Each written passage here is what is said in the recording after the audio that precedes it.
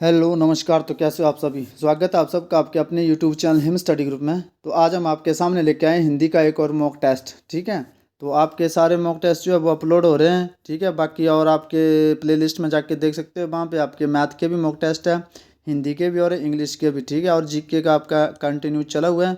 और आज हम आपके सामने लेके आए हैं हिंदी का एक और मॉक टेस्ट। ठीक है, तो सबसे पहले हम बात करेंगे आज का ये पहला मॉक टेस्ट का फर्स्ट क्वेश्चन की।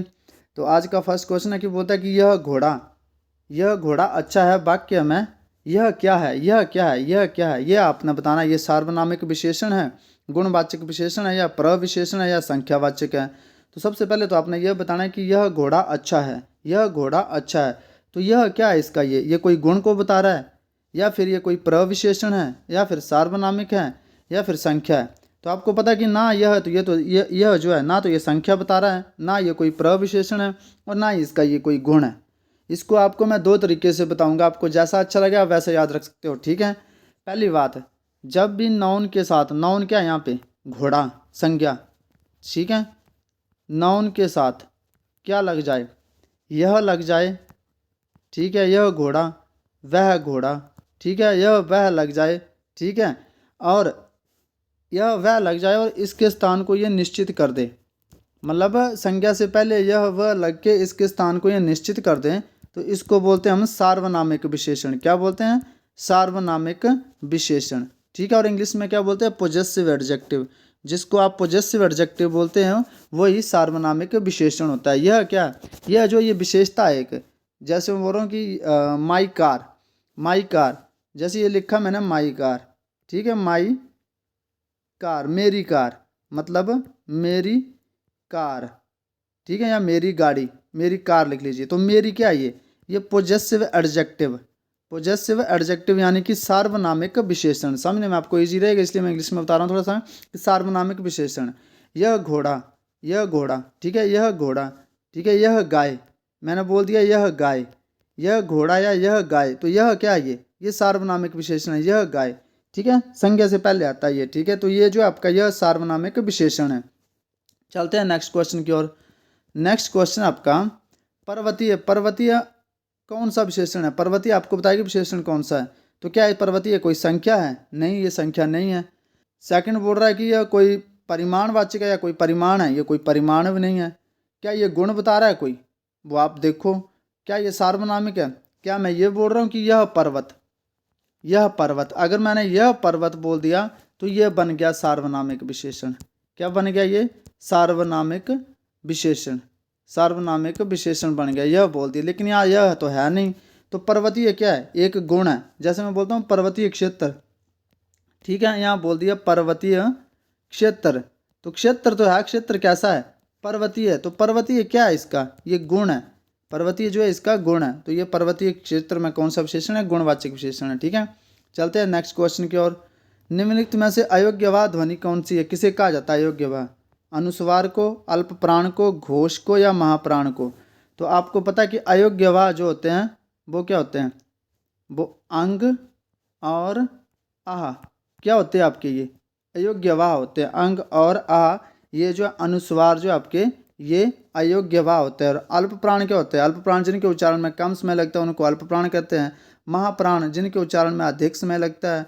घोष, घोष का देख लीजिए, घोष और सघोष का। ठीक है, मोस्ट इंपॉर्टेंट है ये, घोष और सघोष, ये एक ही चीज़ है। घोष बोल दिया या सघोष बोल दिया, एक ही चीज़ है। पहले एक घोष को देखते हैं, घोष में कौन कौन से आते हैं।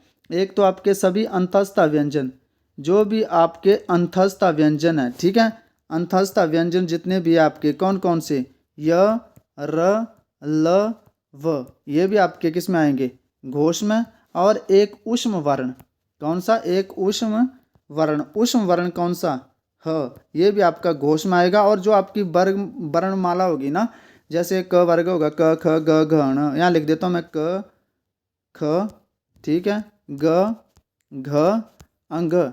अब इसमें से ये तीसरा, चौथा और पांचवा वर्ण जो है ये क्या आपका घोष है। ठीक है, क्या है ये, घोष है। और ये पहला दूसरा क्या है, ये है अघोष। यहाँ लिख देता हूँ मैं, अघोष। अघोष कौन कौन से हैं, वर्णमाला के पहला और दूसरा वर्ण जो है वो कौन से हैं, अघोष हैं। और तीन जो आपके ऊष्म व्यंजन है, ठीक है, ऊष्म वर्ण है तीन आपके, कौन कौन से रह गए? एक श रह गया, एक श षटकोण वाला, और एक स। ये क्या आपके, ये आपके अघोष है। तो आई होप आपको घोष अघोष का मतलब समझ आ गया होगा, ठीक है। तो ये इंपॉर्टेंट था, इसलिए मैंने थोड़ा सा एक्सप्लेन कर दिया। तो अब यहाँ से पूछा गया कि निम्नलिखित में से योग्य ध्वनि किसे कहा जाता है? अनुस्वार को। और इसके साथ ही आपको घोष और अघोष का लग गया पता, ठीक है। अल्पप्राण महाप्राण भी बताऊंगा आपको आगे। चलते हैं नेक्स्ट क्वेश्चन की ओर। नेक्स्ट क्वेश्चन आपका ये बोलता है कि निम्नलिखित वर्णों में से कौन सा मूर्धन्य है? मूर्धन्य वर्ण बताना आपका।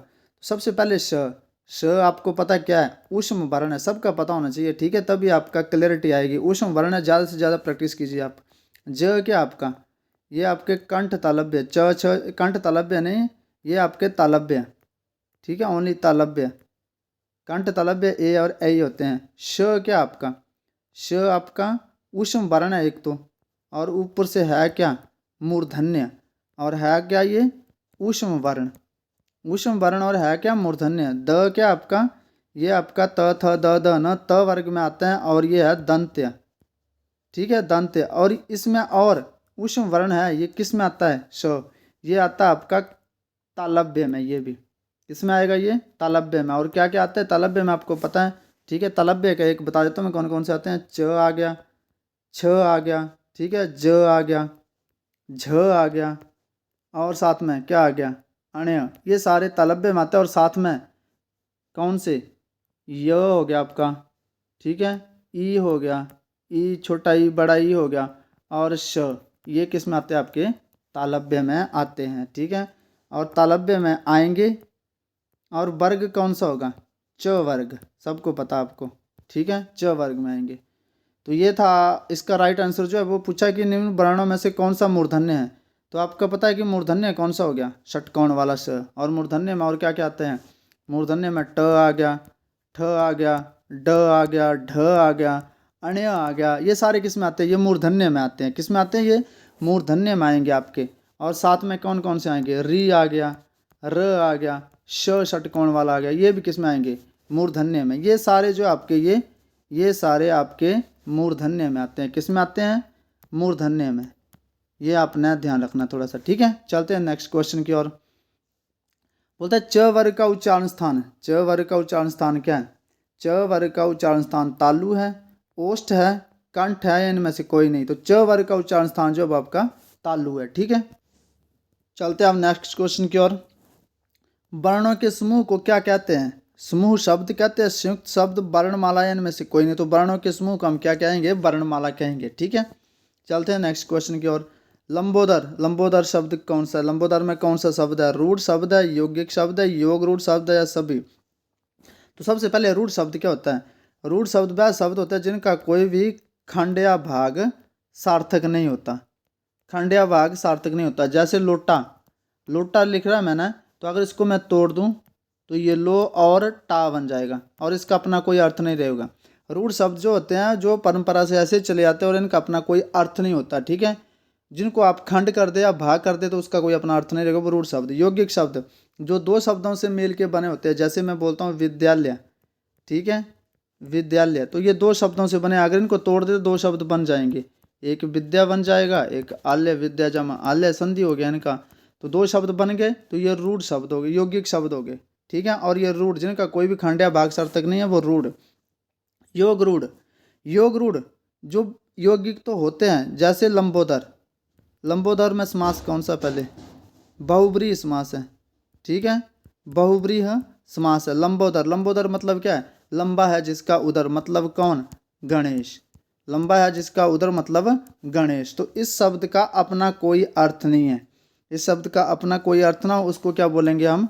योग रूढ़ बोलेंगे, उसको बोलेंगे हम योग रूढ़। लंबा है जिसका अदर, उसको बोलेंगे योग रूढ़। इसका अपना कोई अर्थ नहीं होगा, मतलब बहुब्रीहि समास आ गया तो आपका वो आएगा योग रूढ़ में। और रूढ़ शब्द वह होंगे जिसका मतलब कोई भी खंड या भाग जो वो सार्थक नहीं होगा। और यौगिक शब्द वो होंगे जिसका अपना अपना कोई अर्थ होगा, जैसे विद्यालय जिसको आप तोड़ देते तो दो शब्द बन जाएंगे। और योग रूढ़ वो होगा जिसका अपना कोई अर्थ नहीं होगा, लेकिन पूरा जो शब्द होगा वो किसी और को बताएगा। जैसे लंबोदर किसको बोलते हैं? गणेश को।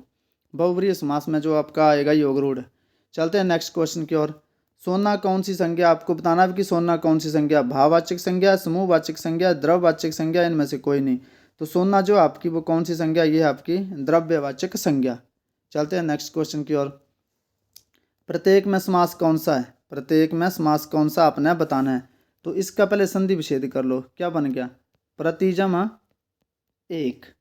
ठीक है, तो प्रति क्या लग गया, उपसर्ग लग गया, उपसर्ग लग गया, भी सुनना ध्यान से, उपसर्ग लग गया प्रति आपका। तो आपको पता है कि जहाँ पर भी क्या अ आ, ठीक है, अनु, यथा, यथा, प्रति, निर, भर, ये उपसर्ग लग जाएं, ये उपसर्ग लग जाएं, ये जितने भी उपसर्ग लग जाएं, जितने उपसर्ग है एक आध उपसर्ग आ जाए, तो वो जो समास होता है आपका अव्ययीभाव समास होता है। कौन सा, अव्ययीभाव समास होता है। ठीक है, ये जो भी उपसर्ग आ जाए आपके, इनमें से कोई भी उपसर्ग आ जाए तो वो अव्ययीभाव समास होगा। तो यहाँ पे प्रत्येक लिखा है, तो प्रत्येक में जो क्या उपसर्ग आया, प्रति आया। आपने किसी भी समास को पहचाना तो सबसे पहले उसकी संधि कर लो। ठीक है, संधि विच्छेद कर लो। अगर उपसर्ग आ गया तो अव्ययीभाव समास है, और अगर विशेषण आ गया तो कर्मधारय है।